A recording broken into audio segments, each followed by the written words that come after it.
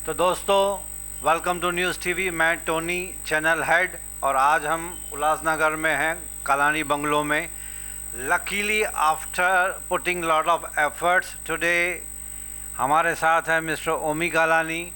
हालांकि बहुत busy personality हैं एंड इन्होंने आज हमें टाइम दिया है। I am really genuinely thankful from the bottom of my heart mister Omi, आपने टाइम दिया हमारे न्यूज़ टीवी चैनल के लिए। मुद्दा तो वही है जो हॉट बर्निंग इशू जो आजकल चल रहा है उल्लासनगर में। धोखादायक बिल्डिंग्स, यानी कि जो डिलापिडेटेड बिल्डिंग्स हैं जो गिरने की कगार पे हैं, जिनको उल्लासनगर म्यूनसिपल कॉरपोरेशन ने नोटिस भी दिया हुआ है। कुछ की लाइट, इलेक्ट्रिसिटी, पानी काटा गया था, फिर आपने दखल अंदाजी की, आपने पब्लिक को सपोर्ट किया, उसके बाद it was restored back, right.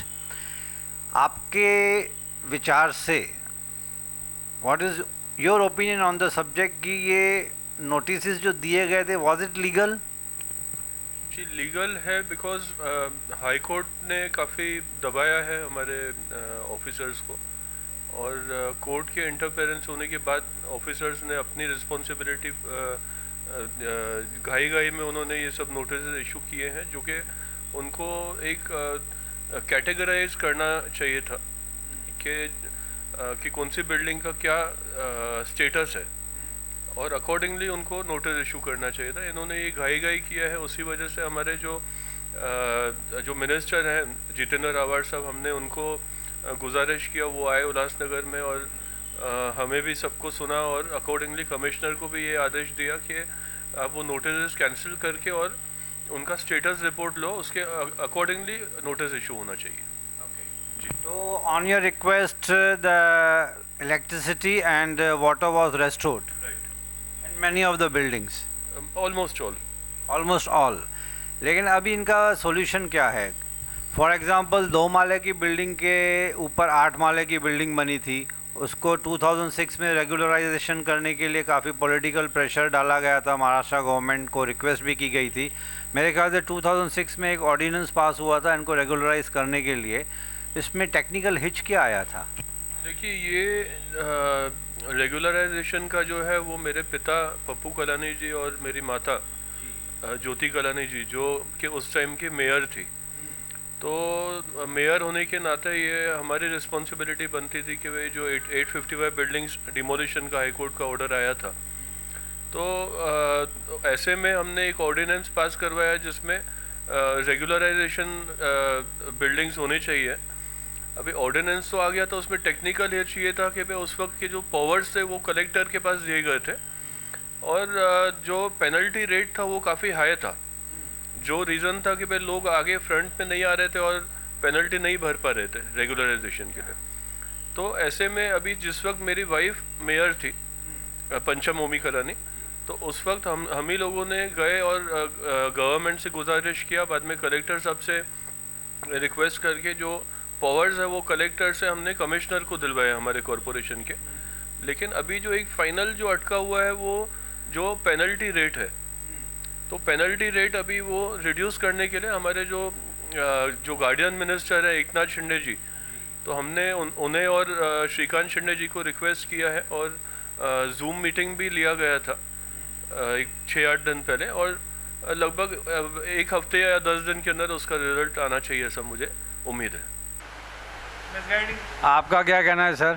Sir, मेरा कहना ये है कि ये आज पहली बिल्डिंग नहीं गिरी है। आज तक उल्लासनगर में ये 98 से लेकर आज तक 40 के आसपास बिल्डिंगें गिरी है।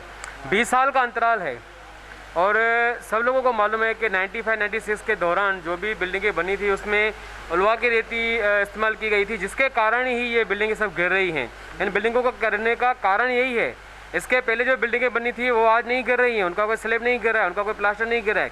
जो 94 से लेकर 96 के बीच में जो बिल्डिंगें बनी है वही बिल्डिंगों में स्लैब का प्रॉब्लम है, बिकॉज ऑफ उनका जो रेती था वो उन्होंने गलत वापरा है।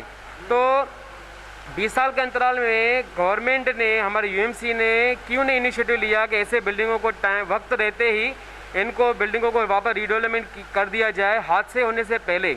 अगर सरकार 20 साल पहले ही ये जागती थी और अपना इनिशिएटिव लेती थी तो आज इतने लोग न बेघर हुए होते थे, न इतने लोगों की जाने गई होती थी और न इतने बड़े हादसे हुए होते थे। मगर दुख की बात यह है कि आज भी प्रशासन जाग नहीं रहा है। आज जब भी ये बिल्डिंगें बनी थी तभी तो उन्हें उस बिल्डिंगों को बनने दिया गया, न कोई इनकी इंस्पेक्शन की गई, न इंजीनियर से कोई रिपोर्ट ली गई, उनको बाकायदा पानी के कनेक्शन दिए गए, लाइट के कनेक्शन दिए गए। मगर अचानक 5 साल के बाद 6 साल के बाद बोला जाता है कि ये बिल्डिंग इलीगल है। 855 का मुद्दा आया, हाई कोर्ट ने आदेश दिया कि ये बिल्डिंगों को डिमोलिश करना है। मगर उसके बाद जब भी देखा गया कि इतने लाखों लोग जो है वो बेघर होने की कगार पर हैं, तभी जाके सरकार ने इंटरफेयर किया और ऑर्डिनेंस पास किया कि इन बिल्डिंगों को पेनल्टी डाल के रेगुलराइजेशन किया जाए। मगर वो प्रोसेस जो है वो आज तक 2015 में ये कानून बना था, उसके बाद आज तक 16 साल हो चुके हैं। मगर रेगुलेशन जो स्कीम है वो न उसमें जो टर्म्स एंड कंडीशन गवर्नमेंट डाले हैं उसके हिसाब से न कोई बिल्डिंग अपना रेगुलेशन कर पा रहा है और न बिल्डिंग को वापस रीडेवलपमेंट कर पा रहा है। तो गवर्नमेंट को यह सोचना चाहिए कि अगर हम सच में अगर उनकी मनोवृत्ति है, ऐसी उनकी इच्छा शक्ति है कि उल्लासनगर में आज के बाद कोई भी एक बिल्डिंग नहीं गिरे और न ही को लोगों की जान जाए, तो सीरियसली जो है अपने जो कानून है उसमें थोड़ा सा और भी करेक्शन करके जनता को इतनी सहूलियत दी जाए कि वो जहाँ पर हैं वहीं पर अपनी बिल्डिंग वापस दोबारा बनाएं और वहाँ पर ही स्थापित हो सकें। बाकी जो अपना आमंत्रण में जो बोला गया है कि उनको रिहेबिलिटेशन करेंगे, मगर वो सिर्फ 3 या 4 महीने के लिए, वो परमानेंट सॉल्यूशन नहीं है सर, वो परमानेंट सॉल्यूशन नहीं है। परमानेंट सॉल्यूशन हमें हमारे शहर में ही कोई ना कोई या तो कोई सा प्लॉट हमें दिया जाए जहाँ पर ट्रांजिट कैंप बनाई जाए, जहाँ पर लोगों को जब तक उनकी बिल्डिंगें खाली करके बनाई तब तक उनको वहाँ पर रिहेबिलिटेट किया जा सके। मगर वो भी गवर्नमेंट की जो लैंड जो है वहाँ पर भूमाफियों ने सबने कब्जा करके रखा है, न वो भूमाफिया उनसे वो गवर्नमेंट खाली करा सकती है और न कोई रिहेबिलिटेशन वहाँ पर पब्लिक का हो सकता है। तो कहने का मतलब अर्थ यही है कि सरकार जो है इस मुद्दे को गंभीरता से नहीं ले रही है, सिर्फ बातें बातें बातें। इस 15-20 साल के अंतराल में न जाने कितनी गवर्नमेंट बदल गई, यहाँ के नगर से बदल गए, MLAs बदल गए, मगर जो सीरियसली जो इशू को उठाना चाहिए था वो गंभीरता से इन्होंने आज तक नहीं लिया है। और दूसरी बात सर कहना चाहूँगा कि आज भी शहर में ऐसे ही इलीगल अनऑथराइज कंस्ट्रक्शन चारों तरफ से चालू है, आप इंस्पेक्शन करिए, आज भी उन्हें नहीं रोका जा रहा है। जो कल जाके ये अगर धोखाधड़ी डिक्लेयर होगी तो जब हम 855 जैसे बिल्डिंगों को आज तक हम उनका कोई सोल्यूशन नहीं निकाल पाए, तो भविष्य में ऐसे जो दूसरे निर्माण हमें सामने आएंगे धोखाधड़ी के इलीगल है, तो उनको कौन बचाएगा? उनको लोगों को 850 आपने वर्ड दो यूज़ किया था, ये 850 बिल्डिंग्स को नोटिस दिया गया है? हाँ, नोटिस दिया गया ना सर, खाली करने के लिए। नहीं, हाँ तभी हाई कोर्ट, माननीय बॉम्बे हाई कोर्ट ने आदेश दिया था रेगुलराइज करने के लिए। नहीं, पहले डेमोलिशन का आदेश आया था, उसके बाद महाराष्ट्र गवर्नमेंट इंटरफेयर किया, तब ऑर्डिनेंस पास हुआ था 2006 में। 2006 में पास हुआ। अच्छा, उसमें कंडीशन डाली गई थी कि 2005 के बाद कोई भी इलीगल कंस्ट्रक्शन महानगर पालिका करने नहीं देगी। मगर दुख की बात है कि उससे ज़्यादा इलीगल कंस्ट्रक्शन आज भी चालू है। ये तो रेगुलराइजेशन मतलब to reduce the rates, you mean to say? Okay. अच्छा फ्रेंड्स, मैं एक बात बताना आपको भूल गया था before introduction. I should have told to you through this media, mister Omi Kalani belongs to the Kalani family.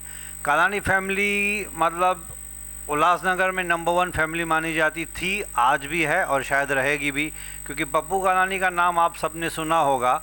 Mister Omi is a son of great leader mister Pappu Kalani. इनकी माताजी जो कि रिसेंटली अभी 1-2 महीना पहले ही उनका देहांत हुआ था ड्यू टू हार्ट अटैक।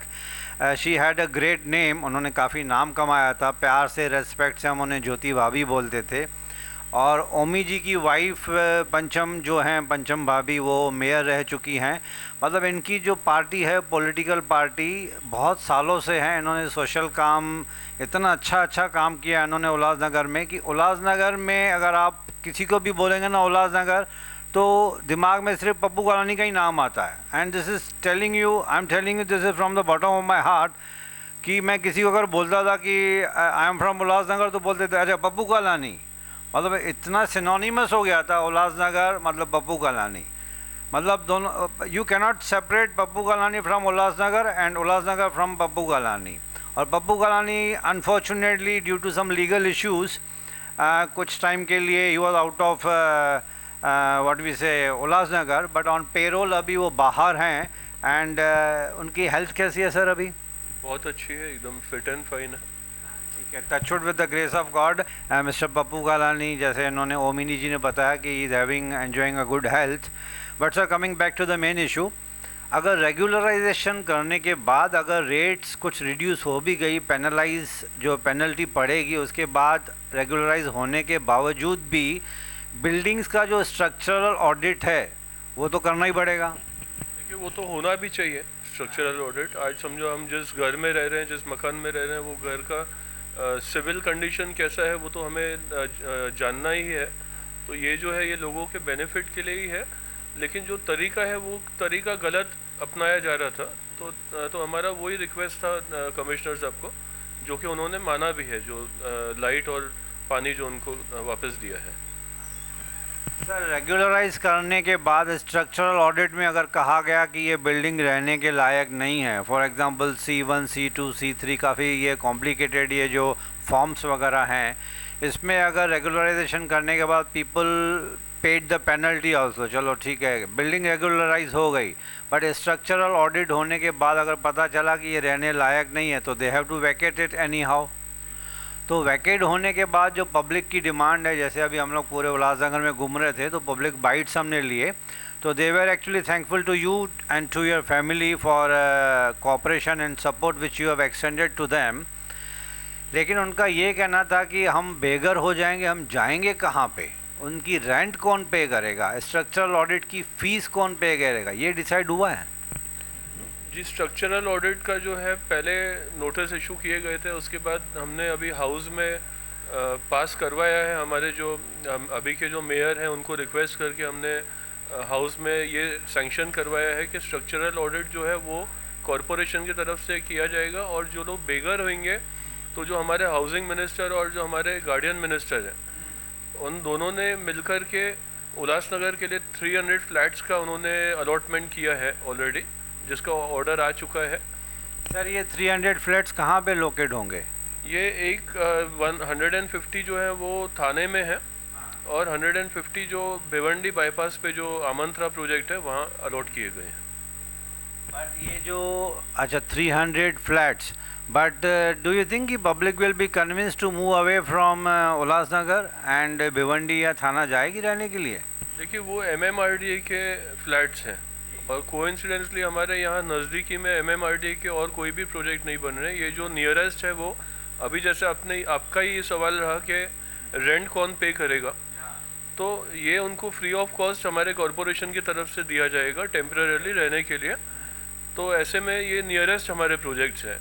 और यही नहीं, इससे जो बड़ा इशू है जो शायद अभी तक किसी को ध्यान में है या नहीं है, कि जो लोग खाली करके जाएंगे, तो जिन लोगों ने वो ज़माने में फ्लैट्स लिए हुए हैं वो उन्होंने कच्चे स्टैम्प पेपर पे नोटरी करके लिए हुए हैं, और हो क्या रहा है कि आज समझो उन्होंने वैकेट किया तो जो वो ज़माने का जो बिल्डर है वो अपने लालच में आके वो खड़ा हो जा रहा है कि ये जो लैंड है ये मेरे नाम पे है।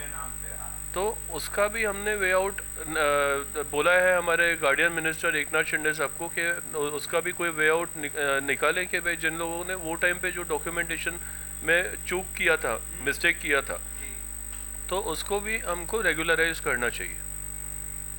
लेकिन अगर रेगुलराइज करने के बाद वो ज़मीन किसके नाम पे रहेगी? जो सोसाइटी मेंबर्स हैं उनके नाम पे या बिल्डर के नाम पे? सोसाइटी मेंबर्स के नाम पे। बिल्डर के नाम पे तो ऑलरेडी है ना आज के टाइम। वो सोसाइटी मेंबर्स के नाम पे जब ज़मीन हो जाएगी तो they will be allowed to go for redevelopment 100%। And what about FSI sir? FSI तो अभी जो हमने इंक्रीज करके मांगा है, जो क्लस्टर डेवलपमेंट जो है कि क्लस्टर जो आज के टाइम पे जो सैंक्शन है वो 10,000 स्क्वायर मीटर्स के ऊपर सैंक्शन है।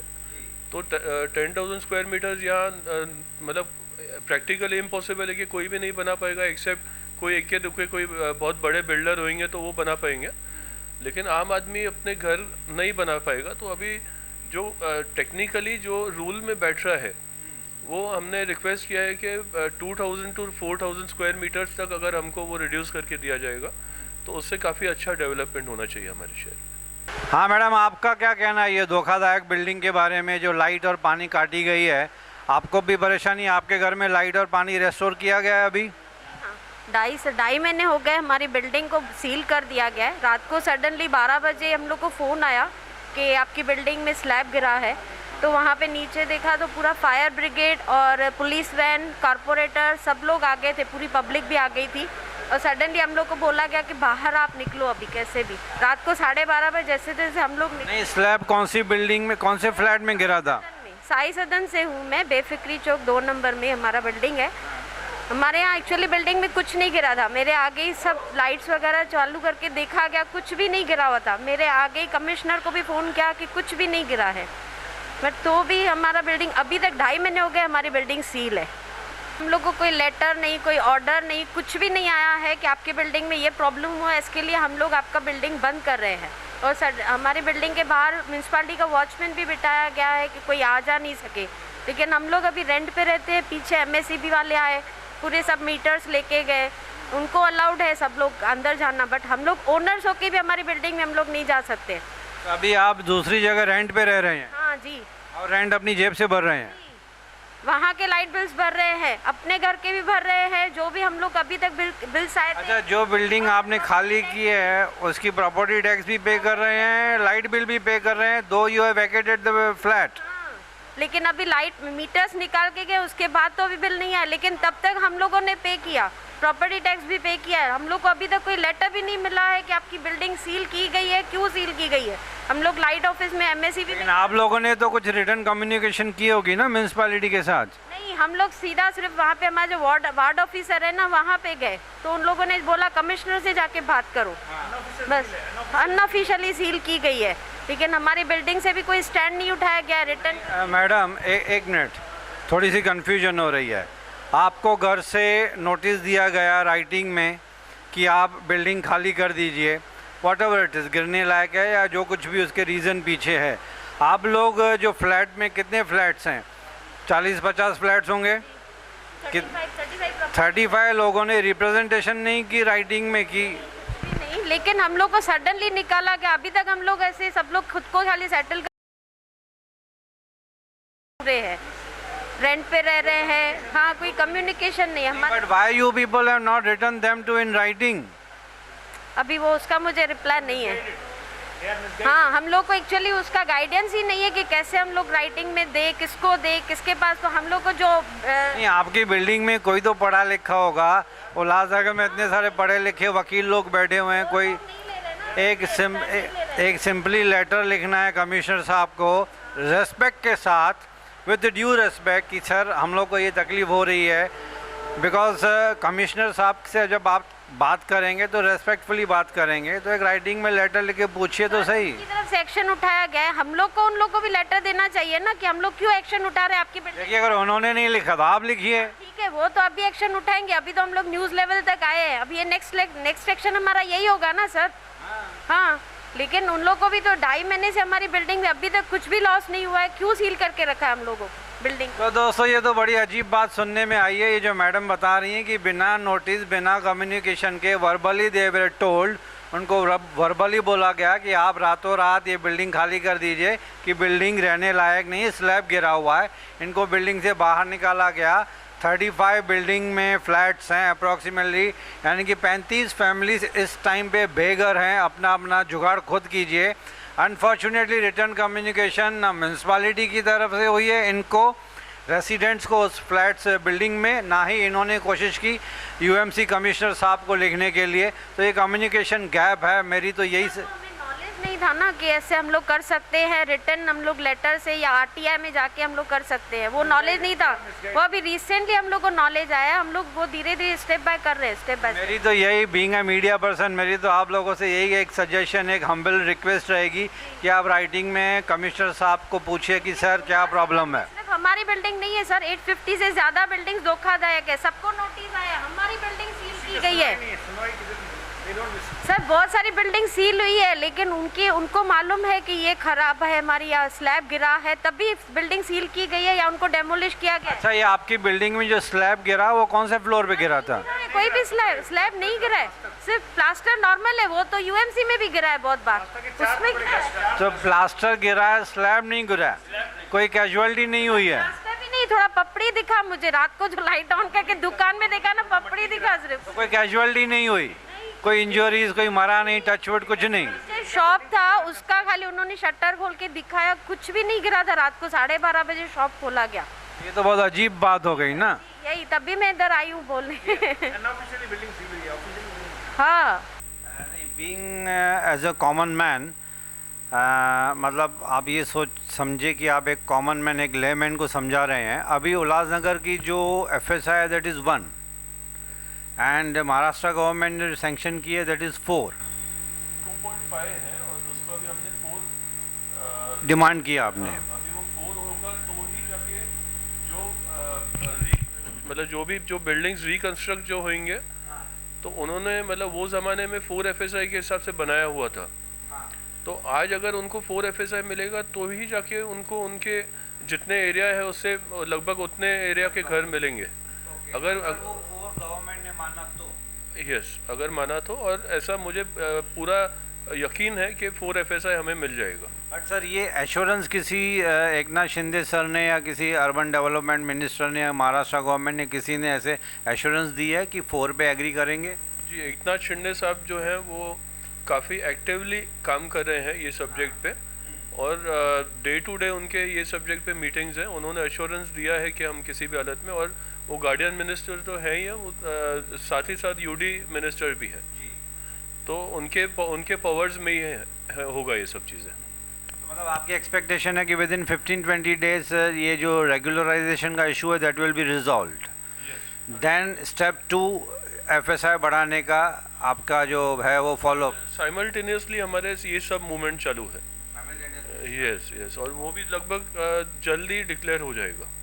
अगर 4 FSI डिक्लेयर होती है तो ये जनरल पब्लिक के लिए बहुत बड़ी फ़ायदे की बात होगी। For example if they are staying in a flat of 900 square feet तो they will be getting approximately 850, 900 या 800 समथिंग, बट 2 BHK तो 2 BHK ही मिलेगा। जी, उसी के साथ जो मैंने आपको बोला उससे बड़ा जो सब्जेक्ट है टेक्निकली, कि भाई जिन लोगों ने वो ज़माने में नोटरी करके लिए हुए थे, आज उनके जो राइट्स अगर उनको मिल जाते हैं, उनका सोसाइटी फॉर्म हो जाता है, तो प्लान सेंक्शन करने में वो होते हैं। तो जो फर्स्ट स्टेप है प्लान सेंक्शन करना, हम उस पर भी साइमल्टेनियसली काम कर रहे हैं। तो आपने काफ़ी मेहनत किया मतलब ये इशू पे, एंड मैं तो यही चाहूँगा कि भगवान करे ये इशू जल्दी से रिज़ॉल्व हो जाए, क्योंकि किसी इंसान को अगर घर से बेघर हो जाए, और that too in tough times of COVID pandemic, जब दुनिया पूरी से परेशान है, उसके बाद अगर कोई इंसान घर से बेघर हो जाए तो आप तो जानते हैं कि एक घर बनाने में ज़िंदगी गुजर जाती है पूरी, और अचानक से आपको नोटिस मिल जाए कि भाई कल तुमको ये घर खाली करना है अलॉन्ग विथ योर फैमिली, या फिर लाइट, इलेक्ट्रिसिटी, पानी, जो बेसिक नेसेसिटीज़ हैं। दोस्तों गुड इवनिंग, मैं जितेंद्र टवर मलानी उर्फ टोनी, प्यार से टोनी के नाम से जानते हैं। I am from news TV channel head. We are based at Vashi Navi Mumbai. Sindhi और नॉन सिंधी मिक्स बैठे हुए हैं, तो मैं हिंदी और इंग्लिश में बात करूंगा। मैं भी उल्लासनगर का रेसिडेंट था किसी ज़माने में, born and brought up in Ulhasnagar only. तो उल्लासनगर से अलग से अटैचमेंट रहती है इंसान के, जहाँ पे रूट्स होते हैं वहाँ पे वो अटैचमेंट होती है। तो मैंने यूट्यूब पे, गूगल सर्च में, न्यूज़पेपर में, रिश्तेदारों से जब पता चला कि उल्लासनगर में ये प्रॉब्लम्स हो रहे हैं, अनऑथोराइज्ड बिल्डिंग्स का, धोखादायक बिल्डिंग को जो नाम दिया गया उसमें कुछ तकलीफ़ें हो रही हैं, किसी की लाइट्स काटी गई, किसी का पानी काटा गया, उल्लासनगर म्यूनसिपल कॉरपोरेशन और पब्लिक में जो मोर्चे निकाले गए, कुछ कॉरपोरेटर्स ने, कुछ पॉलिटिशियंस ने जी जान से सपोर्ट किया आप लोगों को, कुछ अभी भी लिटिगेशन में हैं, कुछ कम्युनिकेशन हो रही है, कुछ सोशल एक्टिविस्ट यहाँ पे बैठे हुए हैं जो जी जान से चाहते हैं कि एक दूसरे की मदद करें। It's a good sign of unity among Sindhis, लेकिन और यूनिटी की ज़रूरत है। हम मीडिया के थ्रू, जैसे ही मुझे यहाँ पे बुलाया गया कि मीडिया में कवरेज थोड़ी सी ज़रूरी है, तो मैं काफ़ी बड़े बड़े लोगों के इंटरव्यूज़ ले रहा हूँ कि what exactly the problem is, exact problem कहाँ पे। Unauthorised building, illegal buildings Ulhasnagar में सालों से हैं। कुछ साल पहले 2006 में जैसे कि इसको रेगुलराइजेशन करने के लिए रिजोल्यूशन पास किया था, महाराष्ट्र गवर्नमेंट सपोर्ट कर रही है, बड़े बड़े मिनिस्टर्स यहाँ पे आ रहे हैं, एश्योरेंस दे रहे हैं आपको, तो होपफुली हो सकता है कुछ ना कुछ सॉल्यूशन बहुत जल्द मिल जाएगा आप लोगों को। लेकिन इसके बीच में मैं Tony as a news channel head आप लोगों से एक ही रिक्वेस्ट करूंगा कि एक दूसरे की मदद कीजिए, यूनिटी दिखाइए, लीगल लॉ फॉलो कीजिए। पीसफुल मोर्चा निकालना है तो पीसफुल मोर्चा निकालिए, no violence. Let us follow the Gandhism, let us follow the Gandhism. UMC को अप्रोच कीजिए, महाराष्ट्र गवर्नमेंट को अप्रोच आप लोग ऑलरेडी कर चुके हैं। आपके साथ वकील लोग हैं, सीए हैं, बड़े बड़े लोग, लिटरेट लोग आपको सपोर्ट कर रहे हैं। महाराष्ट्र गवर्नमेंट को आप अप्रोच कर रहे हैं। मेरी तरफ से, न्यूज़ टीवी की तरफ से शुभकामनाएं आपको। And from the bottom of my heart मैं भी चाहूँगा कि each and every resident of Ulhasnagar should live peacefully with dignity. Article 21 of Indian constitution कह रहता है, आपको पता होगा, आर्टिकल 21 ऑफ इंडियन कॉन्स्टिट्यूशन में लिखा हुआ है live with dignity. Live with dignity यानी कि बेसिक एम्यूनिटीज़ सबको ज़रूरत है और सबको मिलनी चाहिए। आप लोगों को भी बेसिक एम्यूनिटीज़ मिलनी चाहिए। थोड़ी सी अगर पेनल्टी पे करनी पड़ेगी तो आप लोग शायद मेरे ख्याल से रेडी हैं पेनल्टी पे करने के लिए। बाकी आपकी कम्युनिकेशन यूएमसी यानी कि उल्लासनगर म्यूनसिपल कॉरपोरेशन के साथ चल रही है। महाराष्ट्र गवर्नमेंट के साथ आप टच में हैं। महाराष्ट्र गवर्नमेंट के मिनिस्टर्स आप लोगों को सपोर्ट कर रहे हैं, यहाँ पे आ भी रहे हैं। जो मिनिस्टर्स, जो कंसर्न कॉम्पिटेंट अथॉरिटी हैं, आपको सपोर्ट कर रही हैं। आप उनसे रिक्वेस्ट कीजिए, राइटिंग में कम्युनिकेशन कीजिए। होपफुली मेरे ख्याल से कोई ना कोई सोल्यूशन निकल जाएगा। तो I wish you all the very best. मुझे बुलाया गया था यहाँ पे मीडिया कवरेज के लिए थे, तो मेरे कुछ दोस्त यार हैं उल्लासनगर के, उनकी रिक्वेस्ट पे मैं यहाँ पे आया हूँ मीडिया कवरेज के लिए, to know what exactly the problem is.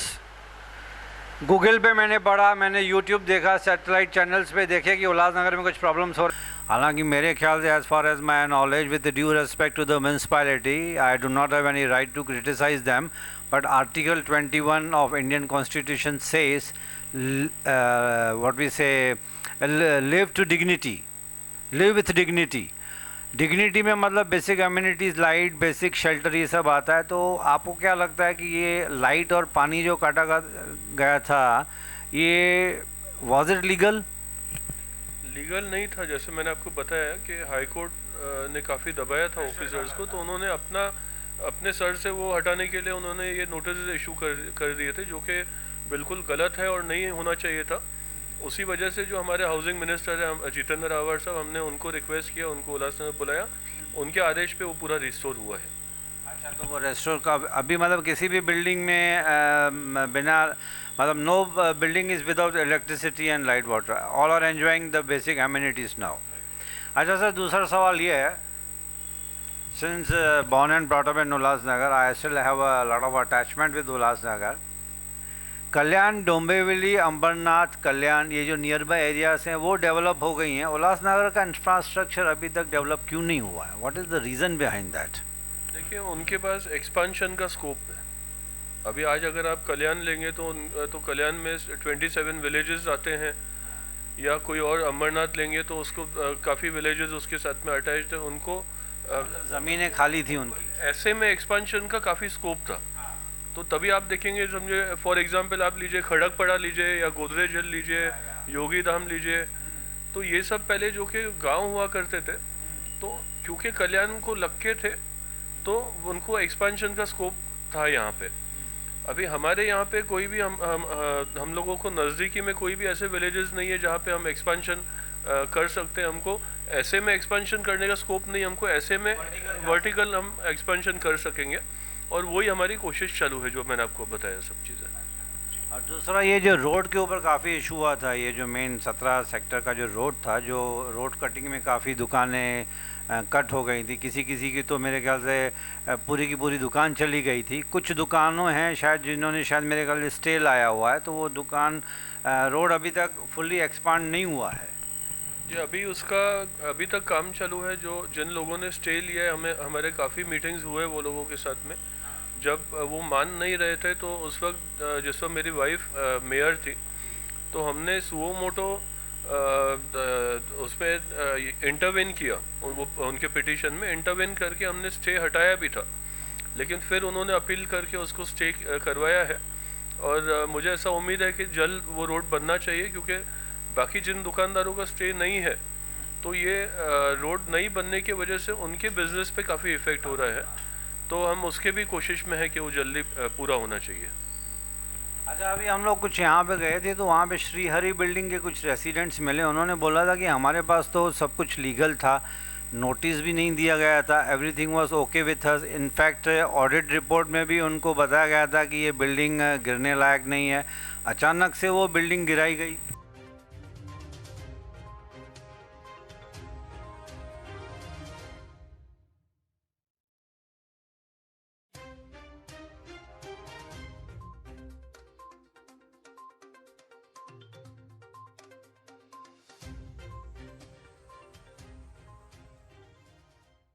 तो दोस्तों, इस वक्त हमारे साथ है उल्लासनगर के कुछ रेसिडेंट्स हैं, समाज सेवक हैं, जो सोशल वर्कर्स हैं हमारे साथ, जो अपना व्यू, अपना ओपिनियन पेश करने जा रहे हैं। सर, आपको क्या लगता है कि ये जो उल्लासनगर में इशू हो रहा है, इसके ऊपर आपका क्या ओपिनियन है? मेरा महाराष्ट्र सरकार से विनम्र निवेदन है कि उल्लासनगर शहर की बहुत दयनीय हालत है। बिल्डिंगें डेंजर जो गिर गई हैं या जो खाली कराई गई हैं, लोग काफ़ी परेशान हैं। इस पर बहुत तुरंत महाराष्ट्र सरकार ने सीरियस डिसीजन लेना चाहिए और लोगों की पूरी सहायता करनी चाहिए। ये मेरा विनम्र निवेदन शासन से है। सर, आपका क्या कहना है? सर, मैं एक छोटा सा व्यापारी हूँ। श्रीहरि कॉम्प्लेक्स, जहाँ उल्लासनगर दोन में हमारा श्रीहरि कॉम्प्लेक्स है, वहाँ पे मेरा छोटा सा एक बिजनेस लेके मैं बैठा हुआ था और उसको कम से कम 22 साल लगा चुका था मैं। और वहाँ पे कैसे कैसे मना कर्ज लेकर और बैंक लोन लेकर मैंने गाला लिया था। उसके बाद जिस तरीके से कॉरपोरेशन से हम लोगों को मना बोला गया कि भाई आपका धोखादायक बिल्डिंग है और आपका बिल्डिंग कभी भी गिर सकता है, इसके वजह से हम लोगों ने पूरी तरह से रिपेयरिंग के लिए जैसा जैसा उन्होंने बताया हमने वैसे वैसे काम किए। उन्होंने बताया कि भाई आपका स्ट्रक्चर रिपोर्ट चाहिए, तो स्ट्रक्चर रिपोर्ट हमने दिया, कटारिया साहब के थ्रू दिया था। लेकिन कटारिया साहब का रिपोर्ट को क्या नाम है उनका, कमिश्नर नहीं, ये जो आया था अपने पास भगवान कुमार साहब ने बोला कि भाई आपका रिपोर्ट नहीं चलेगा। और आपको मानो उनके ही सजेस्ट पे हमने नैन ढोलकिया साहब को अपॉइंटमेंट किया। नैन ढोलकिया साहब ने रिपोर्ट दिया, C2 कैटेगरी में, C2B कैटेगरी में हम लोगों को रिपोर्ट दिया और वो रिपोर्ट लेकर हमने कॉरपोरेशन में जमा किया। उसके बाद कॉरपोरेशन ने कोई भी मना एक सवाल नहीं किया, जवाब नहीं किया, ना ही किसी प्रकार का हमसे ये किया कम्युनिकेशन करने की ज़रूरत समझी। फिर भी हमने उनके द्वारा समय समय पर पत्र व्यवहार किया और सब कुछ किया, लेकिन वहाँ से किसी प्रकार का एक भी जवाब हमें आया नहीं। और हमने नैन ढोलकिया के थ्रू 60 से लेकर 75% तक का काम हमने कर दिया। कोरोना काल में सबको पता है कि भाई बिजनेस बंद है, फिर भी हमने किसी भी तरह कर्ज लेके हमने अपने बिल्डिंग को मतलब रिपेयरिंग के लिए 75% तक रिपेयरिंग करवाया। उसके बाद रिपेयरिंग करने के बाद 2 महीने के बाद वापस फिर कोरोना काल माना मार्च में लग गया। मार्च में कोरोना का ये हुआ तो सबकी फाइनेंशियली प्रॉब्लम थी, इसके लिए बिल्डिंग को हम किसी भी तरह से माना लॉक करके ऊपर से सब ये करके अपना काम चालू था। माना अब बंद थोड़ा समय के लिए, कुछ काल के लिए कोरोना काल में आपके उनके गाइडलाइन के हिसाब से ही हमने बिल्डिंग में काम नहीं बंद रखा। उसके बाद पता नहीं PWD वाले आते हैं और किस तरीके से माना बिल्डिंग का गेट लगा हुआ है, लॉक लगा हुआ है बाहर से। माना हमारे उल्लासनगर के PWD के इंजीनियर माना इतना महान है कि भाई बाहर से आते हैं और निरीक्षण करके C1 कैटेगरी में बोल देते हैं।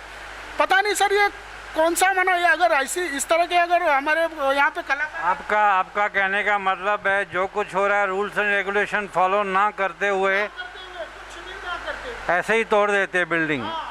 आगे आइए ना सर, आपका क्या विचार है ये धोखादायक बिल्डिंग्स के बारे में? Are you the victim? आपकी बिल्डिंग टूटी है? उसी श्रीहरि कॉम्प्लेक्स से हूँ मैं और मैं इसी बिल्डिंग का सेक्रेटरी भी हूँ। जब कारपोरेशन ने हमें बोला कि आप इसको प्रॉपर रिपेयर करवाइए, इन्होंने हमारी लाइट काट दी। हमने बोला कि अगर आप लाइट काट दोगे तो हम कैसे उसे काम करवाएंगे। तो उन्होंने हमें एक कनेक्शन चालू करके दिया था कि आप काम करवाइए। हमारा काम चालू था, जैसे भाई साहब ने बताया था 60 से 70% काम पूरा भी हो चुका था। कोरोना काल में हमने काम बंद कर रखा था क्योंकि गाइडलाइंस के हिसाब से भी हम जा रहे थे, मार्केट बंद था। फिर इन कारपोरेशन की तरफ से बिटवीन लॉकडाउन कहाँ से ये लोग किसी भी बिल्डिंग को नोटिस भेज के बोलते हैं कि आपको 15 दिन में इसको खाली करना है। जब बिल्डिंग खाली है और हमने, जैसे इन्होंने नोटिस में लिखते हैं कि कहीं किसी का क्षति नहीं हुए, किसी का एक्सीडेंट नहीं हुए, तो हम ये पूछना चाहते हैं कि जब हम हमारी सुरक्षा हम खुद देख रहे थे, हमने हमारे हिसाब से बिल्डिंग को खाली करके, जैसे किसी को नुकसान नहीं हुए, किसी की जानहानि नहीं हुए, उसके लिए हमने पूरी बिल्डिंग खाली करके हम लोग रिपेयर कर रहे थे। बाद में आपने जैसे ही लॉकडाउन पूरा होता है, सीधा आप 15 दिन का नोटिस लगा के आप इसको तोड़ने की कार्रवाई करते हैं। तो ये तो हमें भी समझ में नहीं आया कहाँ से इन लोगों ने उसका ऑर्डर निकाला, कैसे इन लोगों को मालूम पड़ा कि ये C1 कैटेगरी, जब C2 बी कैटेगरी का हमने रिपोर्ट पेश कर दिया कारपोरेशन में, तो उसके लिए उनको हमारी बिल्डिंग के किस मेंबर से इन्होंने नेगोशिएट किया या किस बिल्डिंग के मेंबर को बुला के उन्होंने ये हमें रिपोर्ट दिखाया, कहीं नहीं दिया। उसके बाद में जिस दिन ये लोग डिमोलिश करने आए, हम लोग उनसे पूछ रहे हैं कि ये ऑर्डर किसने पास किया। ऑर्डर आपका कहने का मतलब है इन शॉर्ट की जो डिमोलिशन हुई है श्री हरि बिल्डिंग की, that is illegal, unauthorised, not as per law, not as per law. इस बिल्डिंग का प्लान पास है और हमने इंजीनियर का नैन ढोलकिया साहब का रिपोर्ट भी दिया हुआ है, तो किस बेस पे तोड़ रहे हैं कुछ समझ में नहीं आ रहा है। मुझे तो लग रहा है कि भाई ये सबसे मना है, पूरा भू माफिया लोगों का ही ये काम है, पूरे दिमाग से मना ये कर दिया। हमने जब केस किया, मना नोटिस का जवाब, वहाँ से नोटिस का जवाब नहीं मिल रहा था, तो हमने नोटिस का जवाब कोर्ट थ्रू दिया हुआ है। तो उन्होंने जिस दिन उन्हें मिला है, उन्होंने गुरुवार शाम को निरीक्षण किया और शुक्रवार को बुलडोजर लाके तोड़ना चालू कर दिए, और बुलडोजर लाके मना हमें सामान तक निकालने नहीं दिए, मना समय कुछ भी नहीं दिए कि भाई हमारे जिसमें सामान रखा हुआ था वो सब मना वहाँ पे मट्टी हो गया, और सब शटर बिटर सब उखाड़ के लेके गए। कम से कम हमारे बिल्डिंग में 50 गाड़ी लोहा निकला और पूरा लेके गए। मतलब ये लाखों रुपए का नुकसान हो गया सब दुकानदारों का। आपका क्या कहना है? मैं नरेश वाधवानी उल्लासनगर से एनजीओ हूँ। मेरा सरकार से यही विनती है, कम से कम उल्लासनगर के यूएमसी को एक इंजीनियर तो अपॉइंट करके दे, जो इंजीनियर तक नहीं है जो कर सके कि ये बिल्डिंग एथोराइज है या अनएथोराइज है या ये बिल्डिंग गिरने वाली है। कम से कम उल्लासनगर को एक इंजीनियरों की ज़रूरत है, एक इंजीनियर की टीम होनी चाहिए। उसके बाद ही उनको नोटिस देना चाहिए कि ये बिल्डिंग धोखादायक है या धोखादायक नहीं है। जब इंजीनियर ही नहीं है तो फिर धोखादायक हुई कैसे? तो मैं चाहूँगा कि और जल्द से जल्द महाराष्ट्र सरकार उल्लासनगर को 4 FSI दे सके, ताकि वो वापस बिल्डिंग रिकन्स्ट्रक्शन करके वो लोग वापस अपने घरों में रहे। तो मेरी सरकार से यही विनती है, एक 4 FSI पास करे और एक इंजीनियर अपॉइंट करे जो उल्लासनगर में 1500 बिल्डिंगों को बता सके कि वो धोखादायक है या नहीं है। सर क्या कहना है आपका? आप तो मेरे ख्याल से पत्रकार हैं। उल्लासनगर में कोई भी ऐसा सरकारी अधिकारी नहीं है जो जनता के हित में विचार करता हो। कमिश्नर से लोगों को मिलने नहीं दिया जाता, बाहर खड़े रहते घंटों घंटों, कमिश्नर टाइम नहीं देता, बोलता है अपने वार्ड ऑफिसर से मिलो, वार्ड ऑफिसर बोलते हैं कमिश्नर से मिलो। अगर किसी कारपोरेटर से, नगर सेवक से सलाह लेते हैं तो वो बोलते हैं शांत रहो, हम मिनिस्टर को ले आएंगे। इस तरह लोगों को गलत रास्ता दिखा के लोगों की बिल्डिंगें तोड़ी जा रही हैं।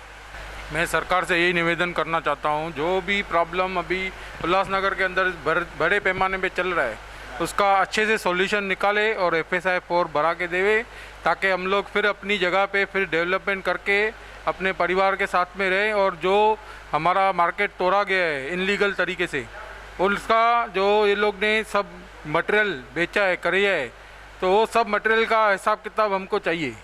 वो सब लोखंड जो भी है, भंगार 10-50 गाड़ियाँ निकली हैं वहाँ से, वो सब कहाँ गई?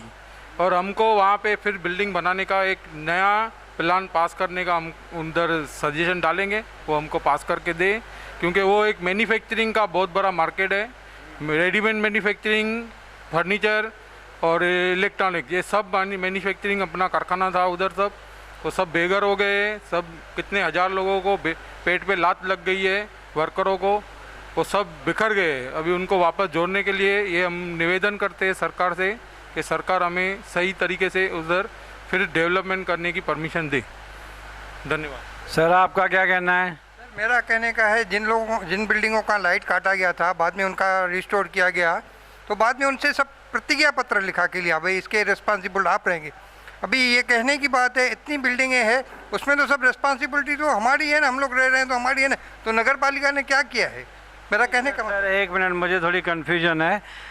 जिनकी लाइट और इलेक्ट्रिसिटी और पानी रेस्टोरेशन हो गई, उन सब से लेटर राइटिंग में डिक्लेरेशन अंडरटेकिंग म्यूनसिपैलिटी ने ली है कि आप रह रहे हो, आप रेस्पॉन्सिबल हो।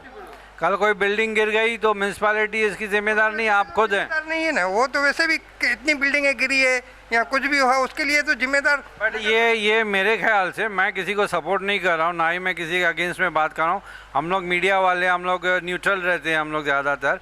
तो ये म्यूनसिपैलिटी के रूल के हिसाब से है, जो लॉ ऑफ लैंड है, कि आपको नोटिस दिया गया है कि this building is dilapidated building, ये रहने लायक बिल्डिंग नहीं है, इसमें अगर आप ज़बरदस्ती रह रहे हो, कल कोई कैजुअलिटी हो गई तो इसमें म्यूनसिपैलिटी और कोई अथॉरिटी या गवर्नमेंट ऑफ इंडिया या गवर्नमेंट ऑफ महाराष्ट्र जिम्मेदार नहीं रहेगी, आप खुद जिम्मेदार होगे। ये उन्होंने अपने कानून के हिसाब से खुद को सेफ किया हुआ है। ये उन्होंने अपने, ये मतलब they have followed the law. देखिए वो जो आप बता रहे हैं श्रीहरि, वो मेरे ख्याल से कॉमर्शियल कॉम्प्लेक्स है। It's a commercial complex. और कुछ लोग अभी जो अपना ग्रीवांसेस पुटअप कर रहे थे वीडियो बाइट्स में अभी recently half an hour back, तो वो उनका कहना ये था कि स्ट्रक्चरल ऑडिट के हिसाब से ये बिल्डिंग रहने लायक थी। नहीं, लेकिन मेरा जहाँ तक मेरा इन्फॉर्मेशन है, वो बिल्डिंग के पीछे एक ये डेंजरस बिल्डिंग था, और वो जेसीबी और बाकी के जो मशीनरी है वो नई जाने के वजह से वो एक पार्ट उनका तोड़ा गया है। अच्छा। जहाँ तक मुझे जानकारी है, मतलब उसको एक रास्ता बनाया है। जी जी।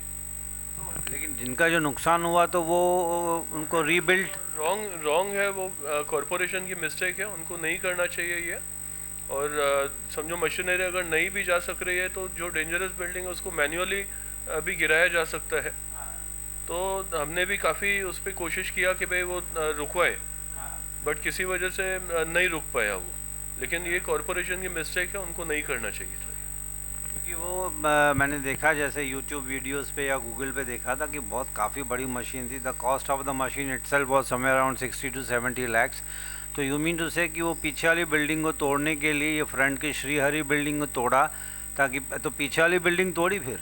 हाँ, जहाँ तक मेरा इन्फॉर्मेशन है, मैंने आपको वही बताया कि ऐसा ही था कि पीछे कोई एक बिल्डिंग है वो तोड़ी गई है, और वो मशीनरी नहीं जाने की वजह से नहीं जा पा रही थी, वो रीज़न से इनका ये पार्ट बिल्डिंग का तोड़ा गया। But unfortunately these people suffered a lot, मतलब उनका बिजनेस चला गया, काफ़ी नुकसान हुआ। अभी वो मेरे ख्याल से as good as zero income पे आ गए हैं। राइट, और वो गलत है, कॉरपोरेशन का मिस्टेक है।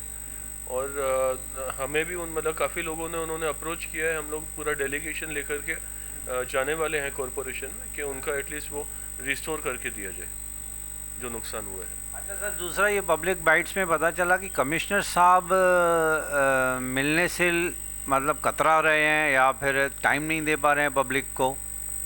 देखिए ये एक अनफॉर्चुनेट है कि आज जो गरमाया है मामला ये डेंजरस बिल्डिंग्स का या डायलापिडेटेड बिल्डिंग्स का, तो ये एक कोइंसिडेंस है कि एक तरफ महामारी कोविड जैसी महामारी चल रही है, और ऐसे में मतलब लोग सोशल डिस्टेंस मेंटेन करना, नहीं मिलना या कम मिलना, तो ये दोनों चीज़ें साइमल्टेनियसली हमारे शहर के साथ में चल रही है। तो ऐसे में हो सकता है कि कमिश्नर मिल रहे हैं लेकिन लिमिटेड लोगों को मिल रहे हैं। समझो अगर कोई बिल्डिंग के अगर 10 मेंबर्स जाना चाहते हैं मिलने, तो वो बोल रहे हैं 10 की जगह पे 3 मेंबर्स आओ। हाँ, बट वो मिल रहे हैं, वो उनका मतलब उनको मिलना ही है। ऐसा कैसे हो सकता है कि भाई वो एक सरकारी अधिकारी है, उनको वो बाउंड है मिलने के लिए। हाँ, मतलब स्कैरसिटी ऑफ टाइम भी बोला जा सकता है। Upon that he is busy with Covid control also. Right. But sir आपके एक्सपेक्टेशन क्या है कि ये एग्जैक्टली कितने टाइम में रिजॉल्व हो जाएगा? अ candid answer from you. very soon. Any moment I can say. मतलब shall we take it a month? Any moment. मतलब हो सकता है कि कल हो सकता है 2 दिन में हो सकता है 1 month में हो. But simultaneously दोनों regularization plus FSI increase का. Right. So you are strictly following this. Okay. तो दोस्तों ये थे मिस्टर ओमी कालानी. काफ़ी अच्छी एश्योरेंस दी है इन्होंने पब्लिक को. आपने सुना कि any movement a positive response can be issued by the Maharashtra government. Eknath Shinde sir, Jitendra आवाज साहब यहाँ पे आए थे, पब्लिक को एश्योरेंस दिया. और इसमें तो कोई दो राय, कोई दो ओपिनियन है ही नहीं. कालानी फैमिली ने हमेशा जनरल पब्लिक का ख्याल रखा है.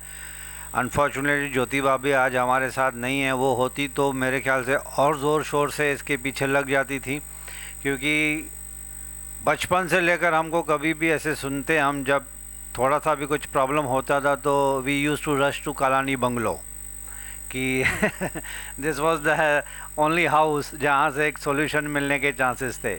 और पप्पू साहब ने जितना मैंने सुना था, कभी मुलाकात का तो चांस मिला नहीं उनसे, लेकिन ये सुना था कि जो पप्पू सर के पास जाते हैं वो खाली हाथ लौटते नहीं हैं.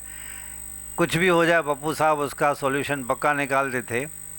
वही खून है, वही जज्बा है और वही style of functioning Omi sir में भी दिख रही है हमें. Very soft spoken, a gentleman kind of person.